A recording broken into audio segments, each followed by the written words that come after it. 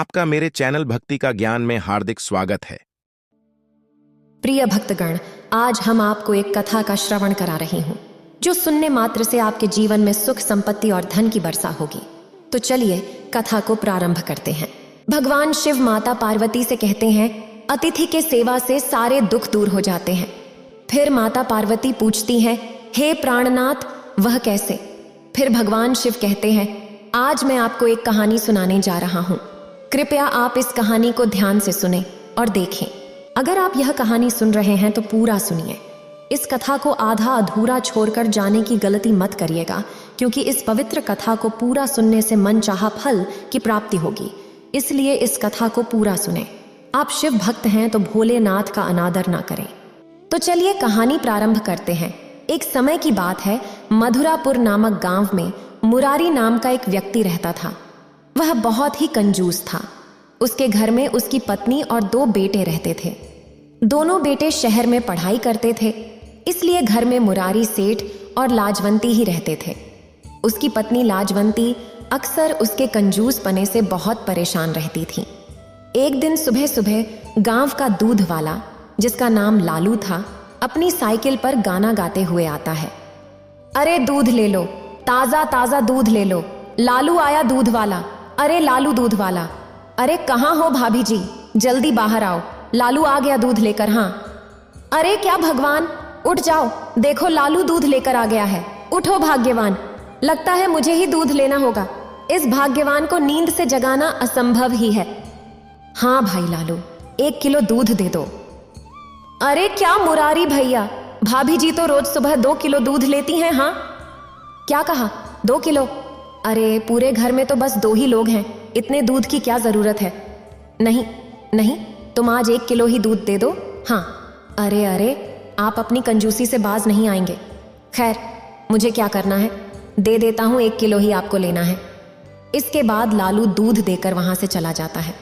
मुरारी दूध के पतीले को रसोई में लेकर आता है और उसमें थोड़ा पानी मिला देता है। अब हो गया ये 2 किलो दूध। अब भाग्यवान को लगेगा कि ये 2 किलो दूध है, रोज इतना ही तो लेती है ना, चलो आज कुछ तो पैसे बचे मेरे। थोड़ी देर बाद मुरारी की पत्नी उठती है और उसके लिए नाश्ता बनाकर लाती है। मुरारी को नाश्ता देती है, ये लीजिए जी, गर्मा गर्म आलू का परांठा और दूध। अरे अरे परांठा? भाग्यवान, अभी परसों ही तो तुमने आलू का परांठा बनाया था। ऐसे तो सारे घर के आलू जल्दी ही खत्म हो जाएंगे। भाग्यवान, क्या तुम्हें नहीं पता आजकल बाजार में आलू के दाम कितने बढ़ गए हैं? अरे अरे, आप भी ना, आलू के पराठे परसों नहीं बल्कि पिछले महीने बनाए थे मैंने। आज मेरा मन था तो सोचा बना लूं, लेकिन आपकी कंजूसी की तो कहने ही क्या। हे भगवान, कहाँ फंस गई मैं, ये कैसा कंजूस पति दिया है मुझे। अच्छा जी सुनो, घर में सरसों का तेल खत्म हो गया है, आज बाजार जाकर ले आओ। हाँ। क्या तेल खत्म हो गया, वो भी इतनी जल्दी? अरे अरे, आजकल तो बाजार में सरसों के तेल के भाव आसमान छू रहे हैं, लेकिन अब क्या किया जा सकता है। भाग्यवान, मैं सरसों का तेल ले आऊंगा। अच्छा, अब मैं जा रहा हूँ, कहीं ऐसा ना हो कि शाम होते होते बाजार में सरसों के तेल के भाव और बढ़ जाएं। अरे आओ आओ मुरारी, कैसे आना हुआ, आज बड़े दिनों बाद आए हो, बताओ क्या दूं? अरे कुछ नहीं लाला, बस 2 आने का सरसों का तेल दे दो। क्या कहा, 2 आने का? अरे भैया, सरसों के तेल के दाम बहुत ऊपर पहुंच गए हैं और तुम 2 आने का तेल लेने आए हो? आखिर 2 आने में तेल आएगा ही कितना? लाला, मैं सब जानता हूं कि बाजार में सरसों के तेल का दाम कितना है, तुम बस 2 आने का तेल दे दो। आखिर घर में सिर्फ 2 ही लोग हैं, बच्चे तो हैं नहीं, अब भला हम दोनों कितना खा लेंगे? अच्छा मुरारी भैया, जैसी तुम्हारी इच्छा। इतना कहते हो तो दे देता हूं तुम्हें 2 आने का सरसों का तेल। अरे कहाँ हो भाग्यवान, ये लो सरसों का तेल ले आया मैं। अरे क्यों चिल्ला रहे हो? अच्छा तो ले आए थे, लाइए दीजिए। अरे ये क्या, इतना कम सरसों का तेल, भला कोई इतना कम तेल लाता है क्या? इसमें तो मुश्किल से 2 समय का भी भोजन नहीं पक पाएगा। अरे भाग्यवान, तुम भी ना, आखिर थोड़ा ही तो तेल भोजन में डालना होता है, रोज थोड़ा थोड़ा डालना, काम हो जाएगा। अरे अरे, आपकी इस कंजूसी से तो मैं बहुत ही परेशान हो गई हूँ। अरे कहाँ हो मुरारी, बेटा देखो तो सही, तेरी मौसी आई है, बाहर आना बेटा जल्दी। अरे मौसी, आप अचानक कैसे आ गई? अरे मुरारी, क्या तू अपनी मौसी को देखकर खुश नहीं हुआ? कितने दिन हो गए तुझे और बहू को देखे बिना, तो सोचा मिलने आ जाती हूँ। अरे मौसी, आइए आइए, अच्छा हुआ आप आ गईं। अंदर आइए ना। अरे अरे, ये मौसी क्यों चली आई? मौसी नहीं, ये तो मुसीबत है। अब ना जाने क्या होगा। मौसी, आप सफर में बहुत थक गई होंगी ना, भूख भी लगी होगी। बताओ ना क्या खाओगी, वही बना देती हूँ। अरे वाह बहू, वाकई बहुत थक गई हूँ और भूख भी बहुत लगी है। वैसे मेरा मन उतना नहीं है, लेकिन अगर थोड़ी जलेबी, साबुत मूंग की खिचड़ी, ताज़ा मछली और पालक का साग मिल जाए तो बहुत अच्छा होगा। बस इतना ही बना दे, भूख लगी है। हाँ। अरे अरे, इतना सारा खाना बनाने में तो मेरा बहुत खर्चा हो जाएगा। हाँ। अरे अरे, आप खड़े खड़े क्या सोच रहे हैं? जाइए और बाजार से ये सारा सामान ले आइए। मैं जल्दी से मौसी के लिए बना दूंगी सारा खाना। हाँ हाँ, ठीक है, जाता हूँ भाग्यवान, जाता हूँ। अरे मुरारी बेटा, तू बाजार जा ही रहा है तो मेरे लिए थोड़ी पानी पूरी भी लेता आना। बड़ा मन है बेटा। क्या अब ये सब भी लाना होगा मौसी? अरे अरे मुरारी, सिर्फ इतना ही तो है। अब मैं बहुत बूढ़ी हो चुकी हूँ, ज्यादा तो मुझसे खाया नहीं जाता। बस इतना ही काफी होगा। अरे ये इतना कोई खाता है भला? लेकिन अब मौसी को मना भी तो नहीं कर सकता हूँ, इसलिए मुझे ये सब लाना ही होगा। हे प्रभु, ये कहाँ फंसा दिया मुझे। लगता है आज तो मेरा बहुत खर्चा हो जाएगा। हाँ, अब आया मजा, अब आएगा कंजूस पहाड़ के नीचे। उसके बाद मुरारी बाजार जाता है और सभी चीजें लेकर आता है। अरे अरे, आज तो बहुत खर्चा हो गया है। खैर, अब क्या किया जा सकता है। थोड़ी देर बाद लाजवंती सारा खाना पका देती है और मौसी को परोसती है। ये लीजिए मौसी, खाकर बताइए तो सही, खाना कैसा बना है? अरे हाँ, क्यों नहीं। हाँ बहू, खुशबू तो बहुत ही स्वादिष्ट आ रही है। ला जल्दी मुझे खाना दे। अरे वाह वाह वाह वाह, अरे वाह वाह वाह, बहुत ही स्वादिष्ट खाना है। अरे वाह वाह वाह, और ये जलेबियां तो बहुत ही स्वादिष्ट हैं। हाँ, अरे वाह, अरे ये क्या, मौसी तो सारा खाना खा गई। अरे अरे, ऐसे कोई खाता है भला? पूरे 4 दिन का खाना मौसी अकेले ही चट कर गई। अरे अरे, अब आगे क्या होगा प्रभु ही जाने। अगली सुबह मुरारी आराम से खर्राटे लेकर सो रहा होता है। अरे अरे, ये मुरारी अभी तक सो रहा है। अरे ओह मुरारी बेटा, उठ तो जरा, देख सूरज सर पर चढ़ गया है, उठ जा। अरे लगता है ये ऐसे नहीं उठेगा, बचपन की मार इसे फिर से खिलानी होगी। तभी लाजवंती मौसी अपने हाथ में डंडा लेकर आती है और मुरारी को मारने लगती है। अरे चलो उठ जाओ, कितना सो रहे हो, उठने का नाम ही नहीं लेते तुम। मैं कह रही हूँ उठ जाओ, उठो। अरे अरे मौसी, ये क्या कर रही हो? अरे अरे, आपने तो मेरी पूरी कमर ही तोड़ दी। अरे मौसी, आपने मुझे मार ही डाला। क्यों बेटा, अब आया ना मजा? वही बचपन वाली मार कैसी लगी? जब बचपन में तुम नींद से नहीं उठते थे तो ऐसे ही मार पड़ती थी। अरे मौसी, अब बचपन थोड़े ही है, तुम भी ना, ऐसे कौन मारता है? मेरा तो पूरा शरीर ही दुख रहा है। जिसके बाद मुरारी वहां से चला जाता है। थोड़ी देर बाद मुरारी को रसोई से कुछ गिरने की आवाज आती है। अरे ये कैसी आवाज थी? कौन है रसोई में? लाजवंती, अरे क्या कर रही हो? अरे अरे मौसी, तुम इतना सारा दूध क्यों ले आई हो? आखिर ये कहाँ से आया? बेटा, सुबह दूध वाला आया था, तुम और बहू तो सो रहे थे, तो आज मैंने ही उस दूध वाले लालू से 4 किलो दूध ले लिया। आज मैं तेरे लिए दूध की मिठाई बनाऊंगी। हाँ, तुझे बहुत पसंद है ना, बचपन में बड़े शौक से खाता था तू। ये क्या मौसी, आखिर इतने सारे दूध की कोई मिठाई बनाता है भला? हाय, इतना सारा दूध तो पूरे महीने चल जाता। अरे इस मौसी ने भी ना मेरी नाक में दम कर दिया है। अगर ऐसे ही चलता रहा तो मुझे भी जल्दी ही कटोरा लेकर भीख मांगनी होगी। कुछ तो करना ही होगा, कुछ तो करना ही पड़ेगा। मौसी को जल्द से जल्द गांव भेजना होगा। हाँ मुरारी, कुछ सोचो, आखिर कैसे भेजें? रात हो जाती है और मुरारी चुपके से रसोई में जाता है, जहां उसकी पत्नी मौसी के लिए ढेर सारा खाना बना रही होती है। अरे अरे, ये तुम क्या कर रही हो भाग्यवान, इतना सारा खाना? अरे बिना, ये तो मौसी के लिए है, उनकी इच्छा ही सारा खाना खाने की है। अब बताओ ना, उनका कहाँ कैसे टाल सकती हूँ? अरे अरे, अगर मौसी कुछ दिन और यहाँ रही तो हमारे घर का सारा अनाज खत्म हो जाएगा। कुछ सोचना पड़ेगा। हाँ, आधी रात को मुरारी देखता है कि मौसी खर्राटे मारकर सो रही है। तभी मुरारी एक पिटारे में ढेर सारे चूहे लेकर आता है और चुपके से मौसी के बिस्तर में छोड़ देता है। अब आएगा मजा। अब तो मौसी कल सुबह होते ही यहाँ से अपने गांव लौट जाएगी। जैसे ही चूहे मौसी को परेशान करना शुरू करते हैं, मौसी की नींद खुल जाती है और अपने बिस्तर पर इतने सारे चूहे देखकर मौसी हैरान हो जाती है। अच्छा, तो तुम लोग मेरी नींद खराब करने आए हो? जानते नहीं मुझे, अभी मज़ा चखाती हूँ, रुको ज़रा। नहीं छोड़ूंगी, मेरी नींद खराब करते हो, आज मैं तुम्हें अच्छा मज़ा चखाऊंगी।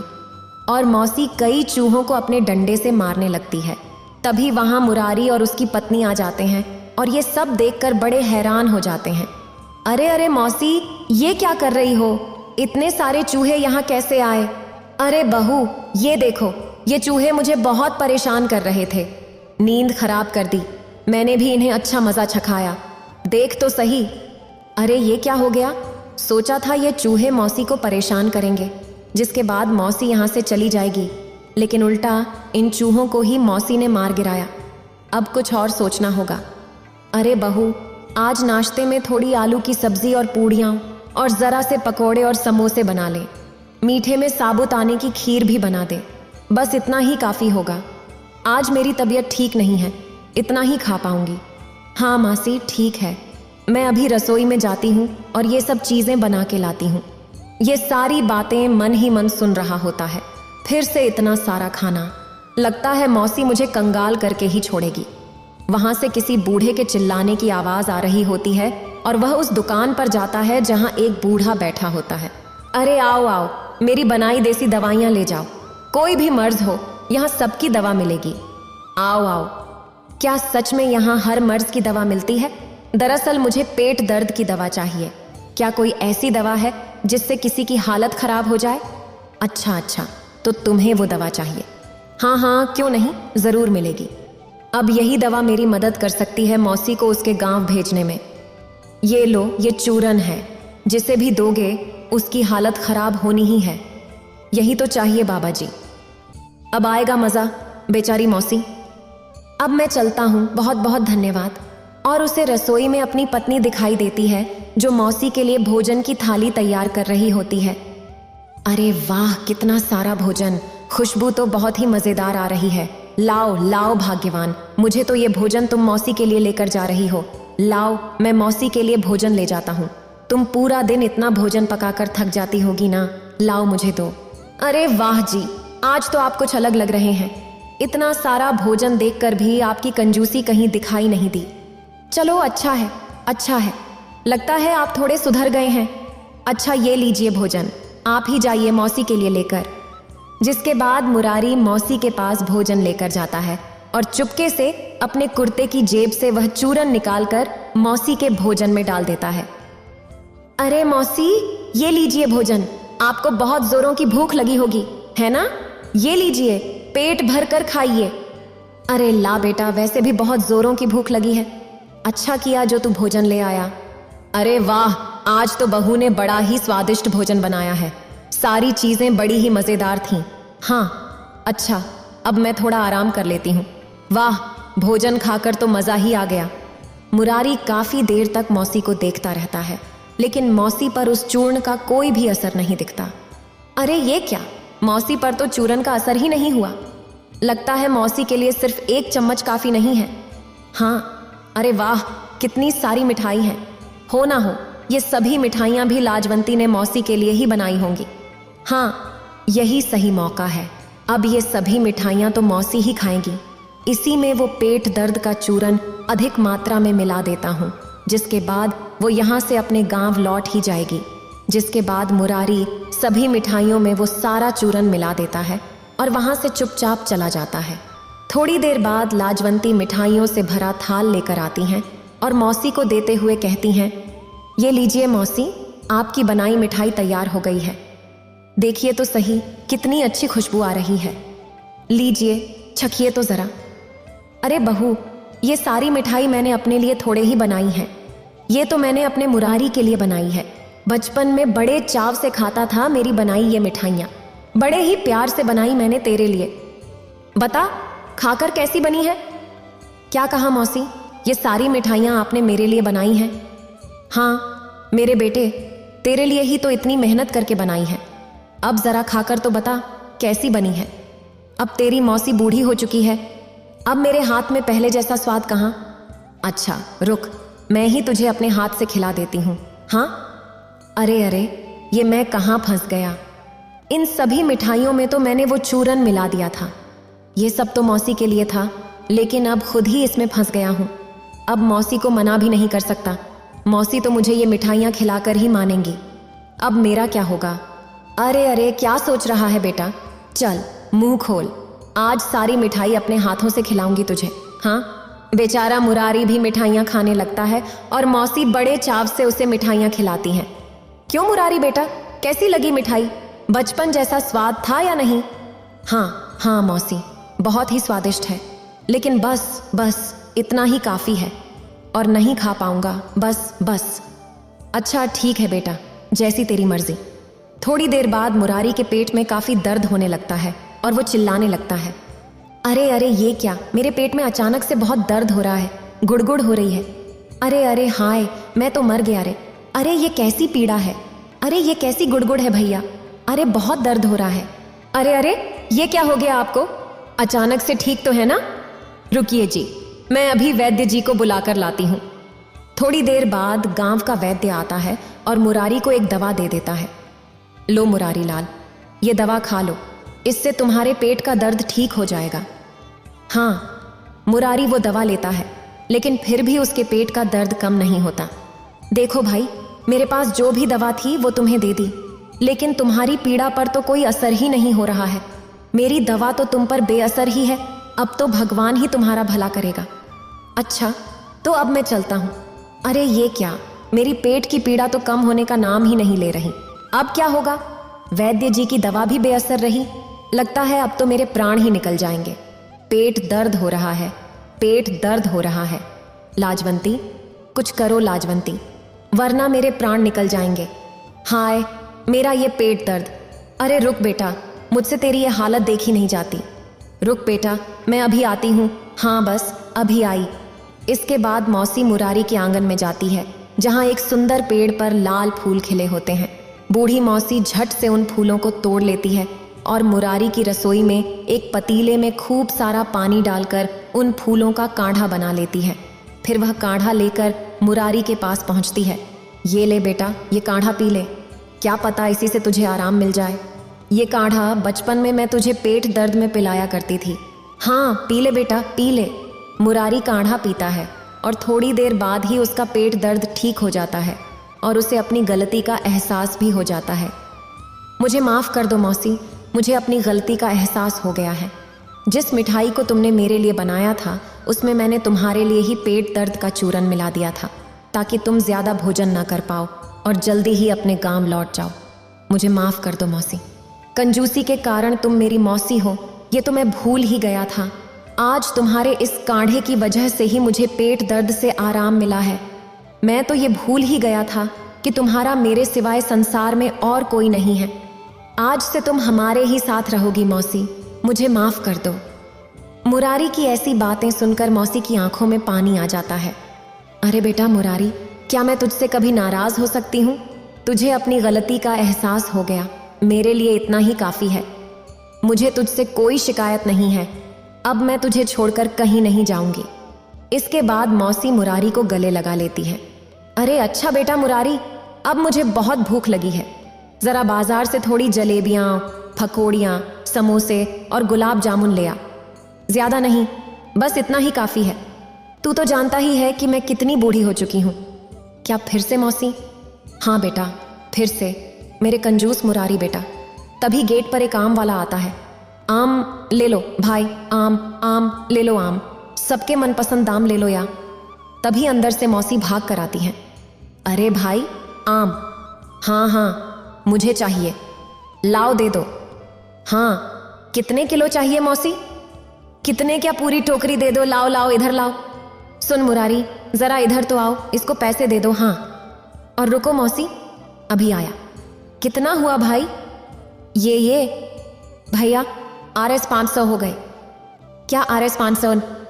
अरे क्या सोच रहा है तू? इतना दे देना, मैं तो चली आम खाने।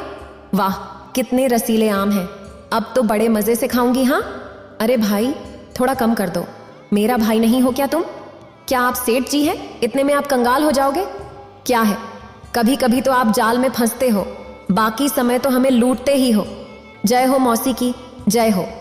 लाइए इधर दीजिए। अरे ये मौसी अपने घर का राशन छोड़ मेरे घर पे ग्रहण लगाने आई है या धमकी देने? इससे कैसे पीछा छुड़ाऊं? हे भगवान, आप कभी नहीं सुधरेंगे। मैं तो जा रही हूं। हाँ गाते रहिए अपनी कंजूसी का रोना। इतना कहकर भगवान शिव इस कहानी को समाप्त करते हैं। अगर आपको ये वीडियो अच्छी लगी हो तो लाइक करें और शेयर करें और मेरे चैनल भक्ति का ज्ञान को सब्सक्राइब करें। आपका धन्यवाद।